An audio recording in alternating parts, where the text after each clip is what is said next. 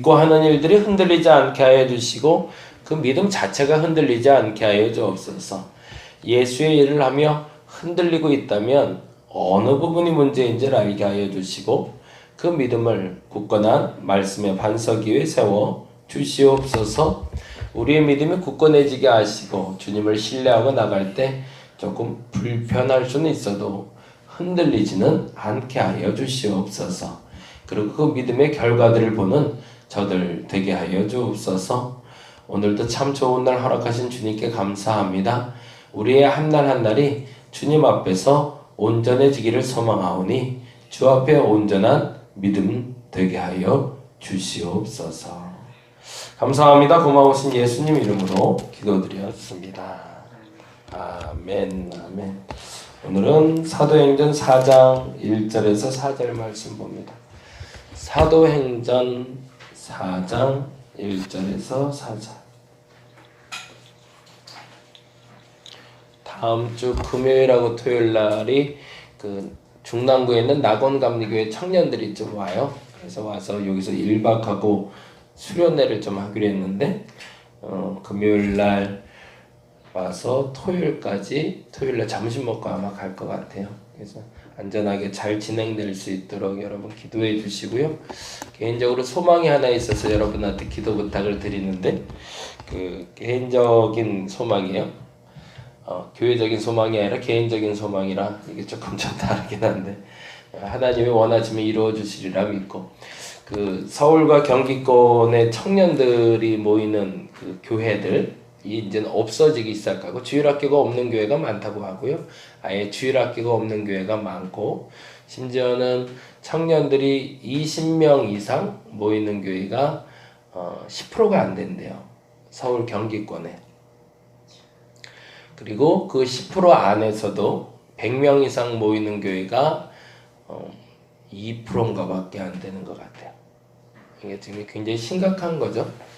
근데 더 큰 문제는 뭐냐면 그 많은 교회들이 있는데 그 중에 이제 뭐 큰 교회 뭐 한 100명이 아니라 뭐 몇만 명 모이는 교회 청년들이야 자체 집회도 되고 프로그램도 되니까 거기서 훈련시킬 수 있겠지만 작은 교회 특히나 20명 채 안 모이는 교회에서는 청년을 담당할 수 있는 사람도 없을 뿐더러 아이들이 이렇게 좀 방치되는 것 같아요. 그래서 그 친구들을 위한 어떤 모임을 좀 한번 해보고 싶은 바람이 있어서 한 16년부터 계속 좀 기도하고 준비하고 있는데요. 이 시작점은 어쨌든 저희 교회로 그냥 모셔온다는 표현이 맞는 것 같은데 이쪽으로 좀 데리고 와서 여기서 한 1박 2일이라도 같이 수련회 형태로 해서 말씀 좀 가르쳐주고 기도하는 법 알려주고 전도하는 법 좀 알려줘서 본인 교회 가서 그렇게 좀 할 수 있도록 그러니까 그 작은 교회에서 할 수 있는 방법을 좀 알려주려고 그래요. 왜 그러냐면 그래도 또 눈은 높아서 아무리 작은 교회에 10명 20명 모여도 하는 거는 큰 교회 하는 거 다 따라하고 싶어 하거든요. 근데 우리 말대로 뭔 새가 뭐 쫓아가려고 그러면 가랑이 찢어진다고 나의 수준에 맞게 신앙생활 하면서 만들어가야 되는데 그게 사실은 잘 안 돼요. 눈높이들이. 그래서 그거 인정하고 같이 그 안에서 공동체 내에서 건강한 신앙인 만드는 운동을 좀 해보고 싶습니다. 그래서 뭐 그 아이들이 엄청나게 부흥되기를 원한다 그런 건 아니고 질적으로 좀 성숙될 수 있는 계기를 좀 마련하는 거를 기도 제목으로 가지고 좀 준비하고 있어요. 이거는 제 개인적인 기도 제목입니다. 교회적인 것이 아니라 그래서 저희 교회에서 여름에 꼭 한 팀씩이나 두 팀씩 만나서 그렇게 좀 하고 싶다고 생각을 했는데 감사하게도 작년에 왔던 팀이 다시 한번 또 온다고 그래서 그 친구들하고 다시 한번 좀 교제를 나누게 될 것 같고요.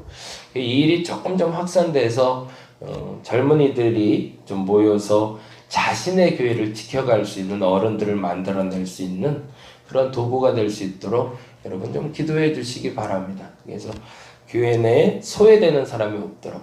근데 조금 광의적인 의미에서 큰 교회 때문에 작은 교회들이 소외되지 않도록. 그래서 그렇게 좀 기도해 주시면 저도 좀 심었고 같이 이사할 수 있을 것 같습니다. 그래서 기도하고 동참해 주시면 제가 진행하는 사항은 다시 한번 또 말씀드리도록 하겠습니다. 근데 뭐 와봐야 사실 하는 일 내내 그거 할 거예요. 그냥 전도용품 접고 또 기도하고 밥 해먹고 그리고 길거리 전도하는 거 저랑 같이 할 거고 저녁에 저랑 같이 말씀 나누고 이렇게 할 건데 하여튼 잘 진행될 수 있도록 날씨하고 우리 청년들 마음 하나님 만져달라고 기도 부탁드리겠습니다. 4장 1절에서 4절 말씀 같이 한 목소리로 읽도록 하겠습니다. 사도들이 백성에게 말할 때에 제사장들과 성전 맡은 자와 사두개인들이 이르러 예수 안에 죽은 자의 부활이 있다고 백성을 가르치고 전함을 싫어하여 그들을 잡음에 날이 이미 저물었으므로 이튿날까지 가두었으나 말씀을 들은 사람 중에 믿는 자가 많으니 남자의 수가 약 5천이나 되었더라. 아멘. 두 가지는 조금 좀 점검하고 가야 될 게 있는데 누가복음과 사도행전에 기록된 누가가 약간 우리 속된 표현으로 뻥이 좀 심해요. 예, 과장된 표현이 종종 나옵니다. 그 말은 4절에 있는 표현인데요. 말씀을 들은 사람 중에 믿는 자가 많으니 얼마가 됐대요? 남자의 수가 5천이나 됐대. 누가 계수를 했을까요? 그 순간에. 세지는 못했을 거예요. 그렇죠? 몇 명이다 세갖고 예수님 때는 오병이어 사건 때는 분명히 가능했죠. 왜요? 335 앉게 했고 50명씩 묶어서 앉게 했으니까 숫자 계산이 가능했어요. 근데 지금은 그렇게 음식 나눠준 것도 아니라 그날 말씀 듣고 깨달은 자가 무리의 수가 많았더라라고 표현한 게 정상인데 뭐 물론 이제 나중에 누가가 이제 사료를 정리하다 보니까 그때 당시에 만난 사람의 수가 대략 이 정도 됐겠다라는 가늠하는 숫자는 나올 수 있어도 똑 떨어지는 5천은 아니었을 겁니다. 그러니까 그런 거는 인정하고 가자는 거예요. 아무리 성경 말씀이지만 성경 말씀이 절대적이지만 그 가운데서도 약간 이렇게 어마운트로 적당히 표현된 단어들도 있다. 더 정확히 말씀드리면 사도행전에 사도 마가의 다락방에 120문도가 모였다고 하잖아요. 근데 그 정확한 숫자도 120이라고 말하지 사실은 않습니다. 그 정도 모였을 거라는 거죠. 왜냐하면 그 하나의 공동체가 이루는 데 있어서 필요한 최소의 숫자가 12명이고요. 그 12명 중에 리더가 한 사람당 10명씩을 다스릴 수 있다라는 전제가 유대인들에게 있었대요. 그러다 보니까 120명이라고 얘기했던 거고 베드로의 첫 설교를 3,000명이 회개했더라. 역시 그것도 지금처럼 뭐 교인 등록 카드를 쓴 것도 아니고 그 정도의 많은 사람들이 정도로 해석해 주는 것이 옳은 해석이라는 겁니다. 그러니까 이거 괜히 딱 갖다 붙여서 뭐 이만큼 했더라 이만큼 했더라. 근데 요 습관이 어디에 또 남아있냐면요. 선교사들의 보고서에 남아있어요. 그래서 일본에서 선교하신 분들의 선교 보고가 매년 올라오고 그리고 우리나라에 와서 선교했던 분들의 보고서가 올라오는데 숫자가 그렇게 맞을 수가 없는데 처음에 개종자가 12명인 데가 많고요. 120명인 데가 많고요. 3,000명인 데가 많고 5,000명인 데가 많아요. 물론 그럴 수도 있었겠지만 근데 우리는 그 가늠하는 숫자에 대해서 사실은 양심적으로 서로 고백을 해야 됩니다. 그러다 보니까 요즘에 와서 이제 기독교인들 통계 수치가 나오는데 이게 들쑥날쑥 하잖아요.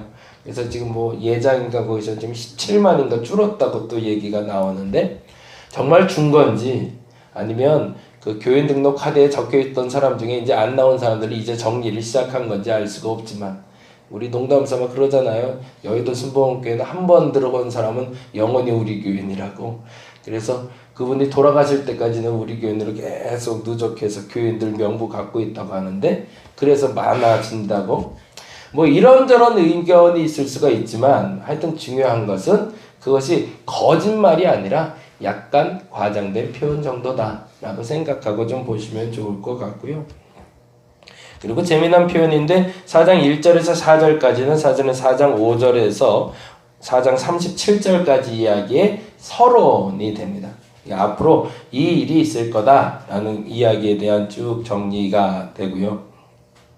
또 하나는 이들이 했던 일들에 대해서 지금 4장 1절에 만난 사람들을 표현을 이렇게 하고 있습니다. 4장 1절 볼까요? 사도들이 백성에게 말할 때에 제사장들 거기다 동그라미 좀 해놓고요. 그리고 성전 맡은 자 동그라미 해놓고 사두개인. 앞으로 많이 만날 분들입니다. 제사장들, 성전 맡은 자, 사실은 같은 의미로 보시면 될 것 같아요. 성전 맡은 자는 성전 관리인, 성전 경비인, 근데 이들도 레위인이고 제사장들입니다.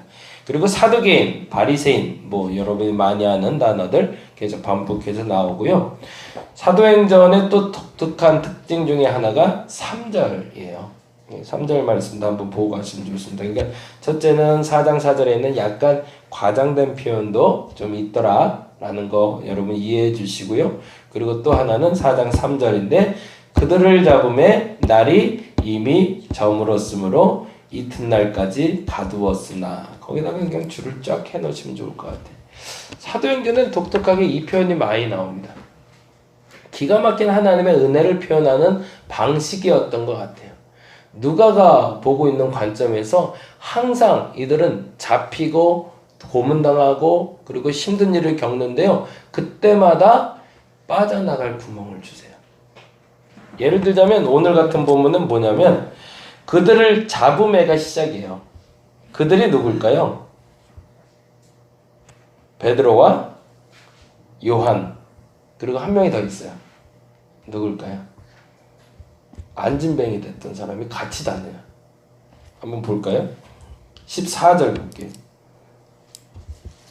4장 14절. 13절 14절 볼까요? 4장. 그들이 베드로와 요한이 담대하게 말함을 보고 그들을 본래 학문 없는 범인으로 알았다가 이상히 여기며 또 전에 예수와 함께 있던 줄도 알고 또 뭐라고 되어 있죠? 병 나은 사람이 그들과 함께 서 있는 것을 보고, 이 사람은 끝까지 붙어 있어요. 여기서 빠져나갈 때까지. 그래서 사실 이제 셋이 있는데 그들을 잡음에 라고 했을 때 이 셋을 잡은 건데, 근데 그때 잡자마자 날이 저물었다는 거예요. 그 말은 뭐냐면 유대인들에게 있어서 날이 저무는 시간 저녁 6시 이후에는 신문하지 못하고 재판하지 못하게 되어 있거든요. 우리말로 하루 일과가 끝난 거예요. 하루 일과가 끝나기 때문에 어떤 법적인 효력을 발생하려면 날이 시작이 돼야 돼요. 하나님이 그 시간을 주시면서 그들에게 빠져갈 길을 열어주셨다는 겁니다. 이제 나중에 보시면 되지만 수요일날 나누게 되는데 로데의 기도라는 장면이 나와요. 베드로가 옥에 갇혔을 때에 죽이려고 하는데 하필이면 무교절이에요. 뭐 이런 식으로 하나님이 그 때를 지연시켜서 그들을 도망가게 하시고 피해가게 하시고 이끌어가게 하시는 통로를 열어주셨다는 것을 보게 합니다. 우리의 신앙생활에도 마찬가지인 것 같아요. 거짓말인 것도 있고요. 그리고 솔직한 것도 있고요. 근데 더 중요한 것은 내가 하나님에 대해서 어떻게 고백하느냐를 보는 것이 중요하다라는 겁니다. 그건 뭐냐면 입으로 고백되는 것과 진실이 조금 달라 보일 수는 있다는 거예요. 그 과장된 표현 때문에. 그러나 그것이 진실을 가리지 않아야 된다는 것이 첫째고요. 그리고 두 번째는 우리들의 삶 속에 문제가 발생했을 때 하나님은 반드시 빠져나갈 통로를 주신다는 거예요. 왜 그럴까? 내게 믿음이 있으니까. 근데 참 재미난 것은 사도 베드로와 요한을 가둬놨는데 사람은 가뒀지만 말씀은 퍼지더라는 거죠. 그건 무슨 말이죠? 사람은 가뒀지만 말씀은 가두지 못했다는 거죠. 믿음이 있다 그러면서 혼돈되고 흔들리고 있다면 믿음이 있는 걸까요? 없는 걸까요? 그건 없는 겁니다. 사람들이 착각해요. 나는 믿음이 있는데 근데 자꾸 불안하대요. 그건 믿음 없는 거예요. 믿음이 있으면 흔들리지 말아야 돼요.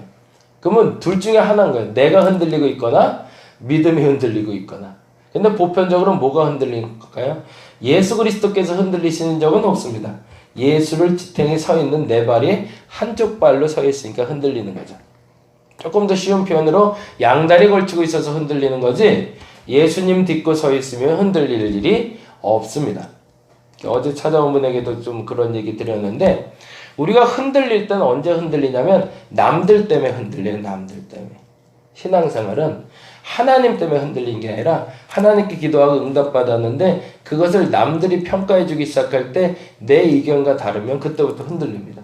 그러면 흔드는 대상은 누굴까요? 하나님일까요? 아니요.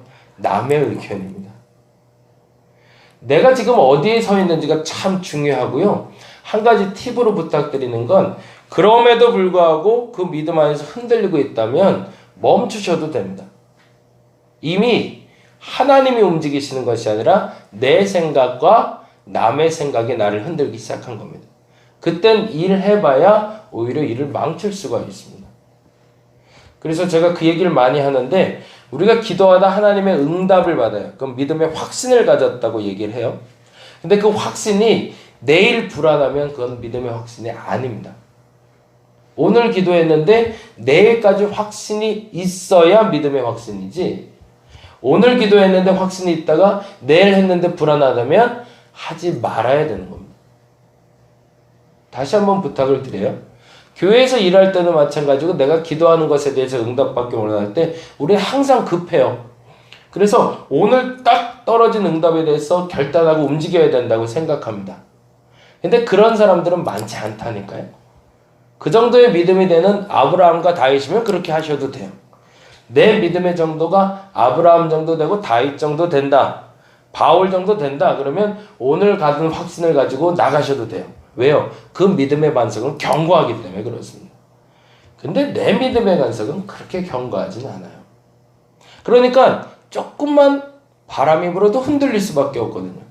그래서 우리는 조금 더 점검받을 필요가 있습니다. 바울과 아브라함과 다윗 정도 되면 딱 확신받고 다음날도 흔들리지 않으니까 쭉 가도 되지만, 우리는 그게 사실은 안 되는 사람인 걸 인정한다면 오늘 받은 게 긴가민가라면 내일 다시 물어봐야 됩니다. 하나님 이거 진짜 맞아요? 그래서 확신을 주시면 그 확신을 가지고 나가시면 됩니다. 그러니까 오늘 표현에 그렇게 나오는 거예요. 베드로와 요한은 누구를 붙잡고 있는 거죠? 예수 붙잡고 있는 거고, 안진뱅이 됐다가 일어선 사람은 누구 붙잡고 있는 거죠?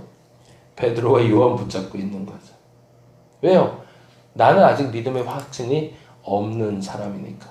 만일 이 사람이 지금 베드로와 요한을 떠나서 신나서 걷고 뛴다고 혼자 가버렸다면 사람들이 이 사람한테 난리법석이 나고 어떻게 해코지하실지 알 수 없으니까. 그냥 믿을 수 있는 건 베드로와 요한밖에 없는 거죠.